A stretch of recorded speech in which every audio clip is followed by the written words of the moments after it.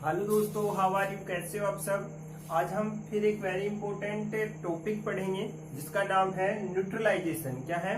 Neutralisation. तो neutralisation क्या होती है, एक बार आप इसका स्क्रीनशॉट ले लो जिससे आपको ये पता चल जाए कि न्यूट्रलाइजेशन की डेफिनेशन क्या होती है। जल्दी लो, ठीक है।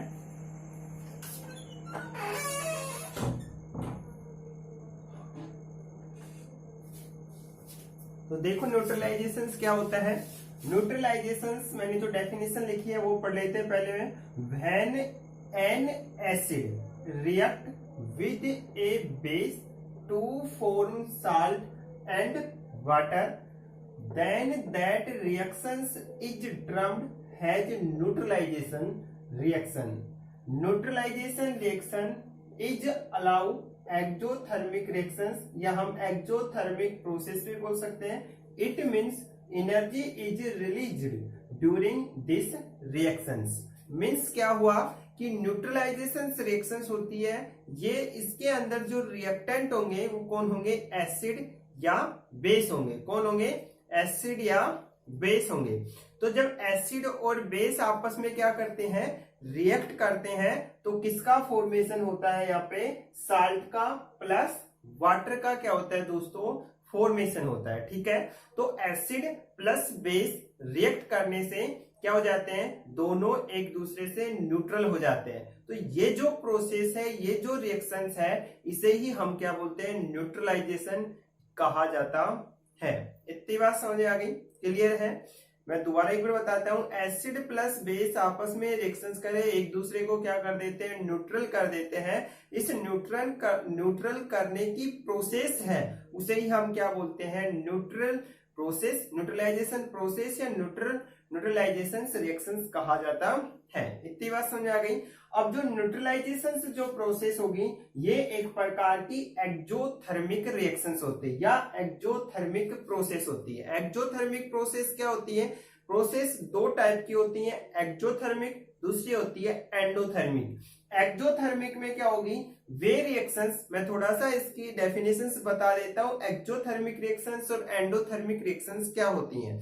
एक्सोथर्मिक जो रिएक्शंस होगी, वे रिएक्शंस जिनके अंदर रिएक्टेंट आपस में रिएक्ट करने से एनर्जी क्या करते हैं? रिलीज करते हैं। एनर्जी रिलीज करते हैं या एनर्जी रिमूव करते हैं, या एनर्जी को रिलीज करना ही क्या कहलाता है? जो रिएक्शंस होगी वो एक्सोथर्मिक रिएक्शंस कहलाएगी। ठीक है, और जब ऐसी रिएक्शंस जिसमें रिएक्टेंट आपस में रिएक्शंस करे, परंतु रिएक्टेंट जब आपस में रिएक्ट करने से बिफोर, तो उसके लिए क्या करें? हमें एनर्जी को उसको देना पड़े। एनर्जी क्या करनी पड़ी? देना पड़े। तो एनर्जी हम उसको क्या कर रहे हैं? वो एनर्जी क्या करते हैं? गिवन करते हैं ना, गेन करते हैं एनर्जी को। जब एनर्जी को गेन कर रहे हैं जो रिएक्टेंट, और फिर रिएक्शंस कर रहे हैं और फिर प्रोडक्ट में कन्वर्ट होते हैं दोस्तों, तो उस रिएक्शंस को हम क्या बोलते हैं? एंडोथर्मिक रिएक्शंस कहा जाता है। ठीक है, मतलब जब एनर्जी रिलीज हो रही है तो एक्सोथर्मिक, जब एनर्जी रिसीव्ड हो रही है, गेन हो रही है रिएक्टेंट के द्वारा, तो उसे क्या बोलते हैं? एंडोथर्मिक रिएक्शंस कहा जाता है।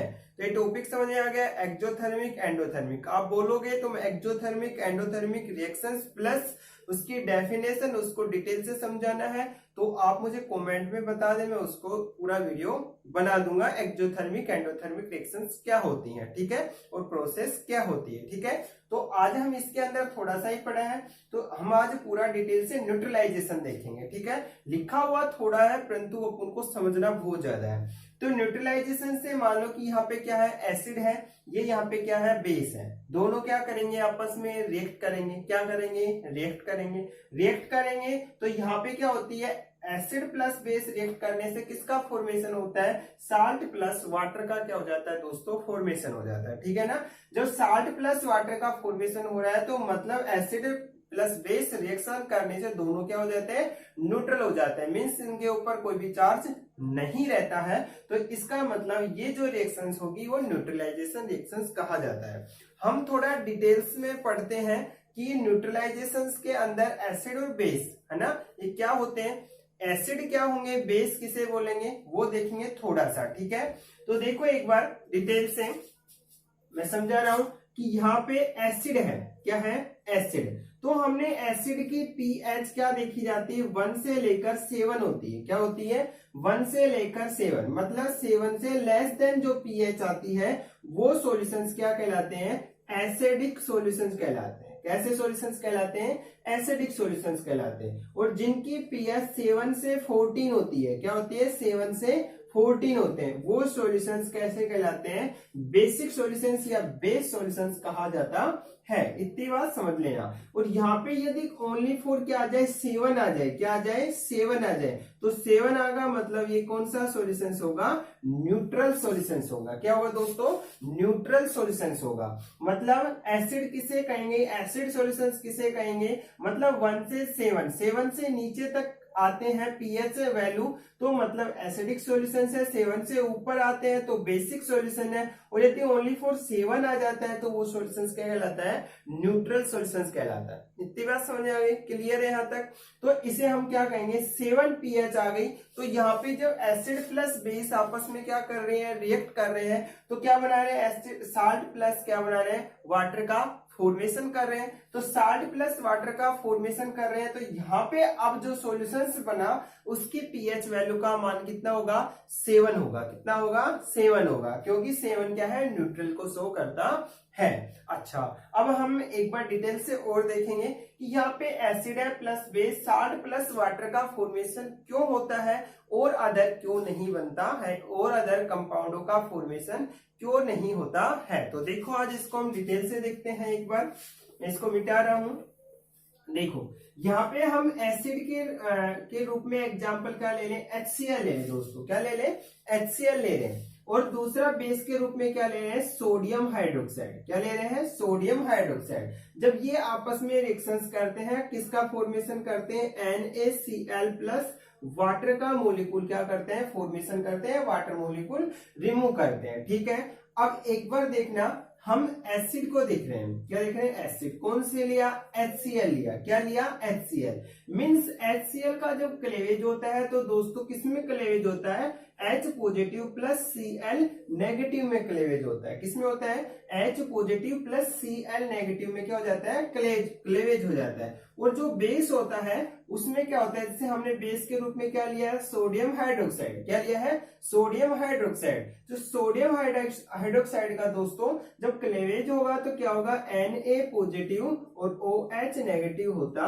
है। ठीक है दोस्तों, तो यहाँ पे जब इसका क्लेवेज हुआ NaOH का, Na positive plus OH negative का क्या होता है, क्लेवेज होता है। ठीक है, हम मीन्स कहने का अर्थ ये भी बोल सकते हैं दोस्तों कि बेस का मतलब जो OH नेगेटिव आयंस क्या करते हैं, डोनेट करते हैं। क्या करते हैं, OH नेगेटिव आयन डोनेट करते हैं, जो या हम दूसरे अदर्स क्या बोलते हैं, बेस सब्सटेंट जो OH नेगेटिव आयन सॉल्यूशंस के अंदर डोनेट करते हैं उसे हम क्या बोलते हैं बेटा, बेस बोलते हैं। क्या बोलते हैं, बेस बोलते हैं। और जो क्या करते हैं, H पॉजिटिव आयंस क्या करे, सॉल्यूशंस को डोनेट करता है, उसे हम क्या बोलते हैं बेटा, एसिड बोला जाता है। क्या बोलता है, एसिड बोला जाता है। यदि सॉल्यूशंस के अंदर H पॉजिटिव रिमूव कर रहा है, डोनेट कर रहा है, तो वो एसिडिक सॉल्यूशंस हुआ। यदि OH रिमूव कर रहा है या डोनेट कर रहा है तो वो कौन सा सॉल्यूशन होगा, बेसिक सॉल्यूशंस होगा। आगे समझ में इतनी बात। अच्छा, अब यहाँ पे मैंने बोला था साल्ट प्लस वाटर का फॉर्मेशन क्यों होता है, तो यहाँ पे एसिड के रूप में क्या लिया हमने दोस्तों, HCl लिया है, और बेस के रूप में क्या लिया है दोस्तों, हमने NaOH लिया है। ठीक है, अब एसिड है वो किसमें क्लेवेज होता है, H पॉजिटिव और Cl नेगेटिव। H पॉजिटिव दे रहा है तो यहाँ पे क्या है, ये एसिड है, और ये NaOH है, यहाँ पे OH डोनेट कर रहा है, तो मतलब ये NaOH कैसा है, बेसिक बिहेवियर करता है। इतनी बात समझ में आ गई आपको। अच्छा, अब आगे देखते हैं। जैसे यहाँ से H दिया, ठीक है, एसिड क्या कर रहा है, हमें किसका फॉर्मेशन कर रहा है, H पॉजिटिव, और बेस OH नेगेटिव। तो ये H पॉजिटिव और ये OH नेगेटिव आपस में क्या करते हैं, रिएक्शंस कर रहे हैं, रिएक्ट करते हैं बेटा, है ना। तो रिएक्ट करेंगे तो OH प्लस H दोनों रिएक्ट करने से क्या बनाएंगे, वाटर का फॉर्मेशन कर देते हैं। क्या कर देते हैं, वाटर का फॉर्मेशन। अब हमारे पास क्या बचा है, Na पॉजिटिव और Cl नेगेटिव बचा है। अब ये दोनों क्या करेंगे, रिएक्शंस करेंगे और NaCl बनाएंगे, और NaCl एक प्रकार का क्या होता है, साल्ट होता है। तो मतलब एसिड प्लस बेस क्या करती है, रिएक्शंस करती है, तो साल्ट प्लस वाटर का क्या कर देती है, फॉर्मेशन कर देती है। आगे समझ आती है। तो अब एसिड प्लस बेस आपस में रिएक्शन करके न्यूट्रल सॉल्यूशंस का फॉर्मेशन करते हैं, तो हम क्या बोल सकते हैं, न्यूट्रलाइजेशन सॉल्यूशंस कहा जाता है, न्यूट्रलाइजेशन प्रोसेस कहा जा सकता है। इतनी बात समझ आ गई। अच्छा, अब हमारे पास इसके अंदर एक टॉपिक हो रहा है, मैं इसको मिटा रहा हूं। आप स्क्रीनशॉट लेना चाहो तो स्क्रीनशॉट ले सकते हो, ठीक है। अब आगे देखो, आगे मैं समझा रहा हूं, आगे देखो। अब मान लो कि एसिडिक सॉल्यूशंस क्या होगा और बेसिक सॉल्यूशंस क्या होगा। जब हम मान लो एसिड और बेस को आपस में मिक्स करें, मतलब एसिड को मिक्स किया और बेस को मिक्स किया, साल्ट प्लस वाटर बना। परंतु जब हम मिक्स करते हैं तो भी कई बार क्या होता है, साल्ट का फॉर्मेशन तो हो जाता है, परंतु फिर भी उनकी कंडीशन एसिडिक हो या बेसिक होती। कहने का मीन्स क्या हुआ कि हम क्या ले लें, कंसंट्रेट क्या लें, एसिड लें, क्या ले लें, कंसंट्रेट एसिड लें, और वीक क्या लें या डाइल्यूट क्या ले लें, हम बेस ले लें। क्या ले लें दोस्तों, डाइल्यूट बेस लिया, कंसंट्रेट एसिड लिया, डाइल्यूट बेस लिया, क्या लिया, डाइल्यूट बेस लिया। तो ये आपस में जब रिएक्शंस करेंगे तो क्या बनाएंगे, सॉल्यूशंस बनाएंगे, या सॉल्यूशंस का मतलब यहाँ पे क्या बना दिया, साल्ट बनाया। साल्ट भी किसका हुआ, सॉल्यूशंस का, और कोई अन्य प्रोडक्ट क्या कर देते हैं, फॉर्मेशन कर देते हैं। परंतु एक बार देखो इधर, एसिड प्लस बेस रिएक्शन किया, हम मान लो कि यहाँ पे क्या बना, एसिडिक प्लस बेसिक क्या बना, सॉल्यूशंस बना। परंतु यहाँ पे कंसंट्रेट कौन है, एसिड है, और डाइल्यूट कौन है बेटा, बेस है। तो कंसंट्रेट जब एसिड होगा तो इस सॉल्यूशंस की जो सॉल्यूशंस का जो बिहेवियर होगा या सॉल्यूशंस की कंडीशन होगी वो कैसी होगी, एसिडिक होगी। कैसी होगी, एसिडिक होगी। दूसरा रूल्स क्या फॉलो करता है, जब हम कंसंट्रेट एसिड को, या फिर हम क्या बोलते हैं, कंसंट्रेट एसिड के अंदर किसको डिजोल्व करें, बेस को डिजोल्व करें, और बेस कैसा हो, डाइल्यूट हो। कैसा हो, डाइल्यूट हो। तो ये बेस इसके अंदर, एसिड के अंदर आसानी से डिजोल्व नहीं होता है। आगे समझ में, कंसंट्रेट एसिड हो, डाइल्यूट क्या। आगे देखो दोस्तों, तो हमने क्या किया है यहाँ पे कि अब सॉल्यूशंस बना, सॉल्यूशंस की जो यहाँ पे क्या करेंगे हम, जो डाइल्यूट क्या लिया हमने, बेस लिया है, और कंसंट्रेट क्या लिया, एसिड। तो डाइल्यूट बेस है, वो कंसंट्रेट एसिड के अंदर क्या नहीं होता है, डिजोल्व नहीं होता है। डिजोल्व भी होगा तो कुछ परसेंट ही होगा, परंतु जो सॉल्यूशंस बनेगा इन दोनों से वो क्या होगा, एसिडिक सॉल्यूशंस होगा। एसिडिक सॉल्यूशंस का मतलब उसकी जो पीएच वैल्यू 7 से क्या होगी, लेस होगी। क्या होगी, 7 से लेस, मीन्स 1 to 7 के बिटवीन होगी, ठीक है। दूसरा हम क्या करते हैं, यहाँ पे डाइल्यूट तो क्या ले ले, एसिड ले ले, और कंसंट्रेट क्या ले ले, हम यहाँ पे बेस ले लें। क्या ले लें, कंसंट्रेट बेस। तो यहाँ पे क्या बना, सॉल्यूशंस का फॉर्मेशन हुआ।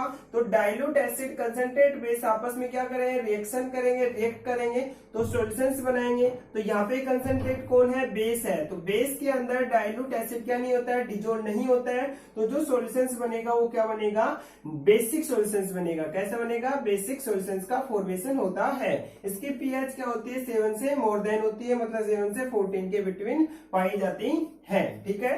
तो ये था। तो अब यदि हम क्या कर लें कि एसिड प्लस बेस दोनों की क्या करें हम, ये भी कंसंट्रेट हो, मतलब ये एसिड भी क्या हो, कंसंट्रेट, और बेस भी क्या हो, कंसंट्रेट। तो क्या बनेगा, साल्ट बनेगा, प्लस वाटर का फॉर्मेशन होगा। तो यहाँ पे जो साल्ट बनेगा उसकी पीएच कितनी होगी, 7। कितनी होगी, 7। तो ये ना तो एसिडिक होगा ना बेसिक होगा। यहाँ पे क्या होगा, सॉल्यूशंस बनेगा, परंतु वो एसिडिक और बेसिक में से कोई भी एक हो सकता है, ठीक है। तो आज के लिए इतना ही था, छोटा सा टॉपिक है, परंतु क्वेश्चन बहुत बार पूछा जाता है। नीट, पीएमटी, आईआईटी 10, 11, 12 के लिए वेरी इंपॉर्टेंट है। और ये वैसे कंपटीशंस के जो इंग्लिश मीडियम स्टूडेंट है, इंग्लिश मीडियम मेरे साथी हैं, उनके लिए भी वेरी इंपॉर्टेंट रिएक्शंस है, इंपॉर्टेंट टॉपिक है। यदि फिर भी आपको नहीं समझ आया तो मुझे कमेंट में जरूर बताएं, दोबारा वीडियो बना दूंगा। और इसके अलावा यदि कोई केमिस्ट्री में समझ में नहीं आया तो कमेंट में जरूर बताएं, मैं पूरा वीडियो करूंगा, क्योंकि लॉकडाउन का बहुत प्रोसेस चल रहा है, तो मैं अपनी तरफ से पूरी हेल्प करना चाहता हूं। तो आपको कुछ समझ में नहीं आता है तो केमिस्ट्री में मुझे जरूर बताएं, मैं पूरी कोशिश करूंगा आपको समझाने की। आज के लिए इतना ही था। जय हिंद, वंदे मातरम।